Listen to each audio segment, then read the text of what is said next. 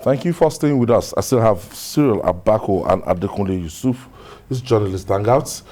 The November 6th governorship election in Anambra State is a critical one in many respects. The Senate has given the Independent National Electoral Commission, INEC, the go-ahead to transmit the election result electronically.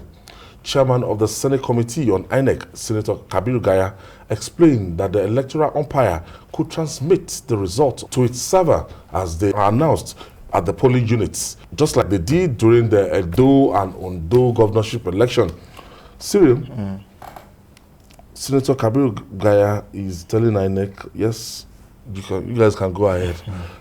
Not forgetting the antecedent of Senator Kabiru Gaya, the chairman of that Senate Committee on INEC. He was the one that disowned his own reports. He actually made a recommendation on this electronic voting to the floor of the Senate, and when they were voting, he voted against it. That's I'm just giving you a background of this Senator Gaya doing this. Yes, it's all right. No, it's fine. We can help you. We can help you situation. He voted against his own recommendation. So, no, moving forward. It's fine. So he's not saying, INEC, you guys, for Anambra election, you guys can go ahead to transmit a result electronically.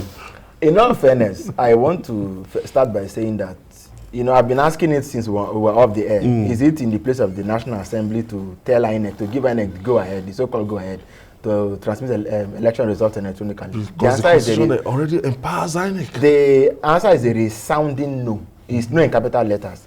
Now, but he has spoken this way, and it is, for me, it comes down to mere populism. What we want is not to tell us what already can be without your telling us. What Nigerians are asking for is for the National Assembly to come to terms with the earnings of Nigerians that we want, come 2023, we want an electoral law that empowers us to undertake the electoral process electronically.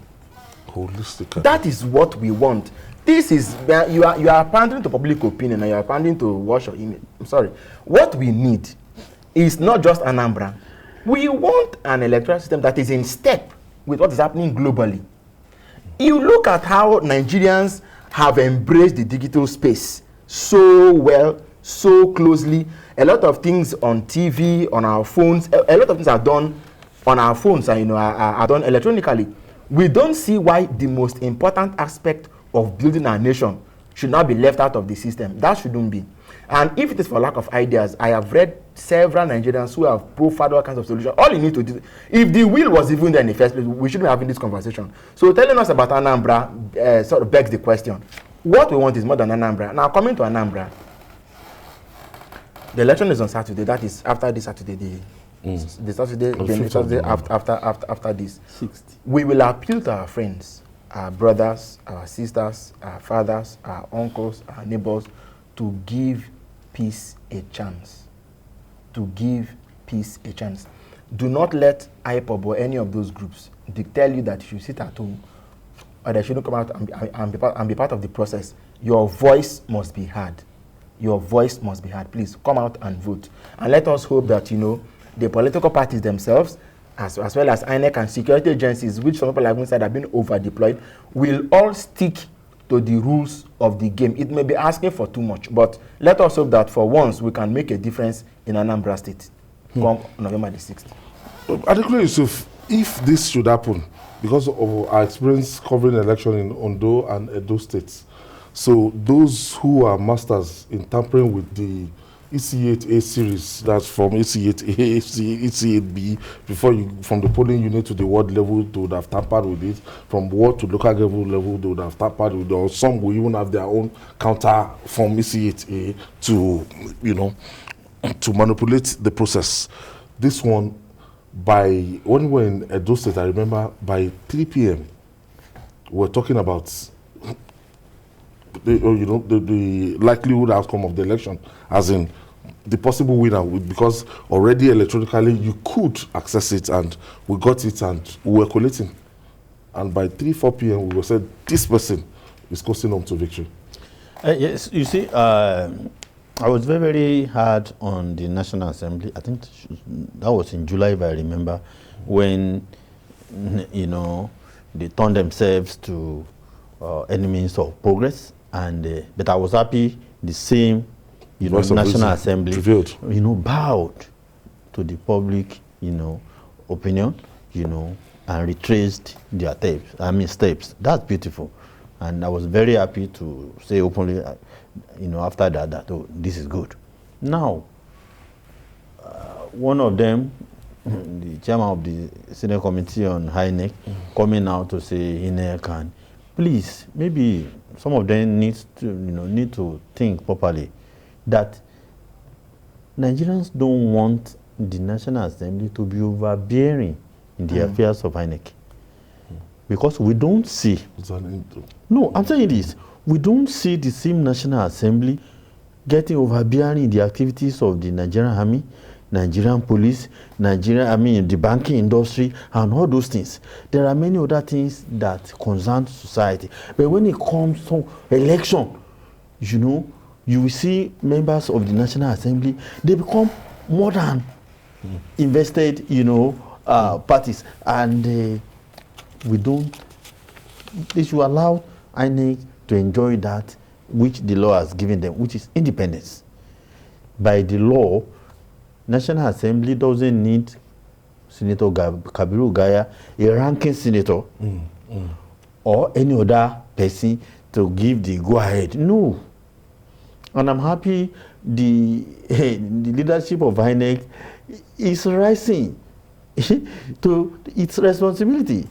Because we see Professor Yakubu, even you see a lot of things that he's doing now, I say, oh, it's good to have a second term. What you didn't show us when you had the first term, now you are doing it to show that he has courage, he has independence, he can assert, you know. This is beautiful, and I'm not expecting anything bad from Anambra, despite the political climate of insecurity and all that. And when you look at what the police is, 34,000 men, and you come on with a deputy inspector general of police that is a son of the soil, you get me? Not just somebody from the either southwest or anywhere that doesn't know the terrain, a son of the somebody who is a citizen, indigenous of that state, to oversee affairs. And we have it on authority that big, respected men and women from Anambra are negotiating with IPOB. If there's a group with one... they have a leadership. There's no doubt about it. They are negotiating with IPOB that, please, let peace be. You know, during the second term election of the current governor, Obiano, IPOB didn't want election to hold there. I think it was some days or hours before the election, before IPOB, you know, changed his mind and said, okay, go and vote.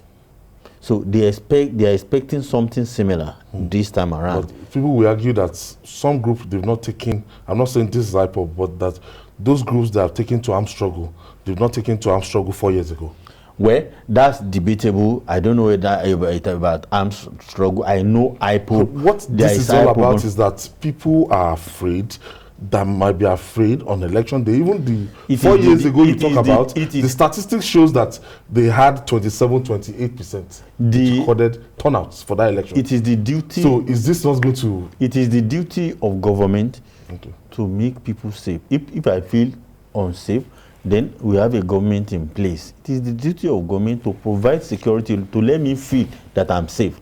It's not just coming on TV and tell us, oh, you are safe, you can now go. No, I must be able to see that if I go out, I will come back safely. So these are some of the things to do. Then these people we call IPOB, are they not Nigerians? They are Nigerians. We need to interface and talk to them. Without peace, without security, there's nothing that can be achieved, including IPOB members. They cannot exist in the climate of insecurity. If you check out the last election, the percentage of the turnout, 28% in a relatively peaceful atmosphere. I don't know, maybe they will surpass that this time around. They may not. Well, They may not. Are you kidding me? Serious? No. Ayo, we have. So if you put me in a room and wanted me to give you an assessment of what was good, of what I think will happen based on what we are seeing, I should say that we are going to have 80% of voter turnout. I don't think so. Turnout? Yes. Okay. Was that what you were asking? No. Yes. That is it going to improve? So I have my fears. And that was what he was particularly talking about, saying that people are beginning to talk to IPAP and say, look, let's allow this election to pass.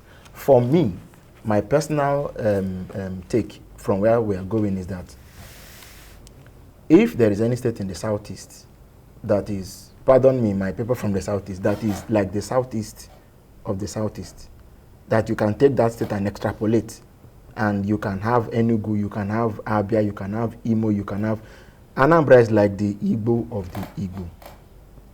And that is why you can see that in spite of APC and PDP swinging back and forth in the other states, Anambra has maintained a very stoutly distinct political identity in sticking with APGA. As a matter of fact, you can look at the governors they've been producing since after Chinwoke Mbadunuju and Emeka, not Emeka, Chris Ngige. You've had intellectuals. Peter Obi, you've gone to Willobiano now, So this is the matter. Anambra is like a unicorn. And so if there is one place where you need to be very careful, very meticulous, and very particular about the strategy you adopt in an election season, it is Anambra. And don't forget that, do you know many of the contestants are now campaigning as we are speaking? So to show you the level of insecurity. The climate you have there. The climate you have there. So what Ayo is saying is truly valid in terms of people fearing for their lives and as a result not coming out to vote. I believe it will be a factor. Let's be honest. Generally in Nigeria, look at elections, either at the federal or subnational levels, the percentage of voting, votes compared to eligible voters, it's always terrible. It's the only place where things always get better is in the north. 85%. People don't know, and I'm expecting our political scientists to do a lot about it. You see, in the north, look at our outing. We're both in Katsina during 2015. Yes, you see the sense of civic responsibility during elections. 5 years is extremely high units in the north. And when some of our critics from the south begin to deride results from there, I just laugh. They vote. Believe me, they vote. In the south here, we don't bother to vote. And when you look at the results we've been getting from places like Lagos, places like Osun, Oyo, terrible. In terms of when you look at how many is still like Lagos that should lead the way. Okay, let's take Thomas. Thomas is calling us from Enugu. Hello, sir. Good evening, Mr. Ayo. Well done. I enjoy this approach. Yeah, I enjoy your program every 5 or 6. Thank you. Every day. Yes, I love the way you are, in fact, flogging this issue of Anambra. But as you people are doing this job properly, we enjoy it. But now, this election has been said again and again, and all Anambrans have heard the views. And definitely everybody will come out to vote. But the most important thing now is the roads in Nigeria. Not after they will abandon Nigerians. Imagine the road between to Onitsha. That road is entirely right off. Onitsha to Please, Oka. they should please. Onitsha to Oka to Onitsha. That road, Onitsha go there to as I Oka. speak, Oga Aya. Mr. Ayo, if you go there as I speak, you will see trailers, vehicles will be struggling there and here. In fact, it will disturb the voters. Thank you for your contribution. Even the police and the Thank you. I'm sure the Minister of Transport, I'll be the Minister of Works. Or the NNPC. And the NNPC, to just put it in the... Maybe it has our been... newfound road construction. Unfortunately, the bulk of the roads to be repaired are not in that part of the country. So let's go back to INEC now on a final note now. So this will help us, it will help assist, the number of people that challenge the Edo and Ondo election. In fact, they didn't even challenge, nobody challenged the election. In Edo States, Pastor Ezeyamu went on the ground of certificate. In went on the round of the locals of the APC to even sign. Nobody questioned the outcome of that election, and it was this electronic voting was what was used. Yes, electronic transmission. Sorry. Yes. See, if we all agree that we want a better country, that we want responsible and responsive leadership, we need to go back to the way we recruit leadership in Nigeria. Yeah. We've not, most times, our elections, our votes don't count. We have an opportunity to start making our votes count. And with electronic transmission of results, believe me, a lot of things we face out. I'm talking about the irregularities that attend our elections. So this INEC, I'm happy that they are also, in sync with the aspirations of Nigerians. And believe me, what I'm expecting in the next election, I'm talking about general election, I'm expecting the freest and most clean and transparent election. So what I'm saying, yes, from what I'm saying with Professor Yakubu. Well, let's do the right thing first of all. Let that bill become law. Then let's. And the president, Mr. President, should sign above all. We sign it. He has to sign. If he doesn't sign, he should go. The law is clear. Let it go back to the National Assembly and let that be a vote. It's a simple thing. You know what I mean? To be vetoed. Of course, there should be a veto. There's no need to waste time. And there is enough time to achieve that. Okay. Now.